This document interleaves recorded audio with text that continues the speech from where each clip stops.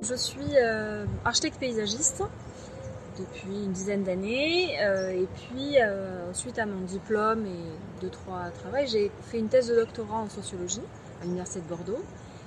Et je travaille majoritairement sur ce qu'on appelle ou ce qu'on appellerait les études urbaines, parce que je travaille avec plusieurs personnes dans plusieurs disciplines. Et puis j'enseigne aussi dans le supérieur, dans les écoles d'architecture de Nancy à Bordeaux. La thèse, je l'ai soutenue en novembre 2019, c'est presque 3 ans pratiquement. Elle portait sur les questions de fabrique métropolitaine, fabrique de la ville, et sur les questions de projet urbain et imaginaire de la mobilité comme mise en récit de cette fabrique métropolitaine. J'ai travaillé notamment sur la métropole de Bordeaux, sur le projet Bordeaux-Atlantique, que j'ai intitulé, qui est un méga projet urbain.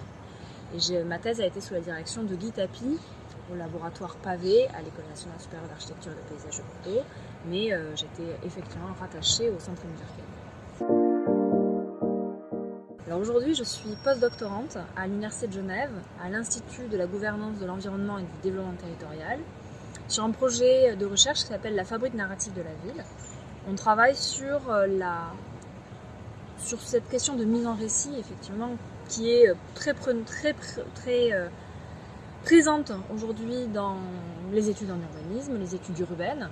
Et on essaie, en s'appuyant sur la narratologie, donc les théories du récit, de décrypter ce qui fait vraiment un récit en urbanisme aujourd'hui. Donc je travaille avec Laurent Maté de l'Université de Genève, mais aussi Simon Gaberel de la Haute École de Travail Social de Genève et Elena Kogatolanza de l'EPFL, donc l'École Polytechnique Fédérale de Lausanne.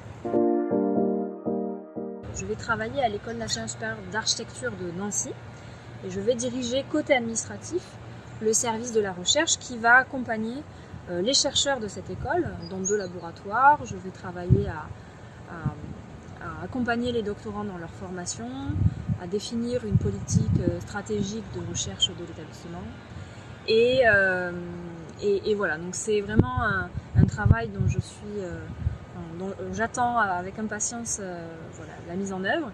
Et ça me permettra effectivement de faire ce que j'ai toujours fait dans mes recherches et dans tout ce qui est à côté de la recherche, c'est-à-dire accompagner la recherche, la valoriser, etc.